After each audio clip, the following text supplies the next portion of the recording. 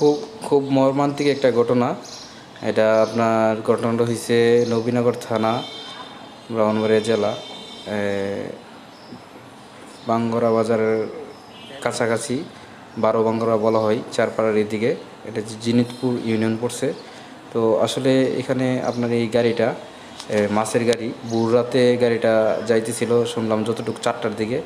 তো ওই ড্রাইভার নাকি যতটুকু শুনলাম যে ঘুমায় গেছিল। তো ঘুমন্ত অবস্থা গাড়ি চালাইতে চালাইতে পড়ে গিয়া এই গাড়ি খালের মধ্যে পড়ে গেছিলো।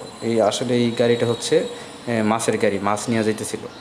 এই যে দেখেন এই মাছের ড্রাম, তারপরে মাছের এই ইয়াগুলা সবগুলা এই খালের মধ্যে পড়ে গেছে। এই জায়গায় এটা পড়ে গেছিলো। তো এটা গাড়িটা তুলছে,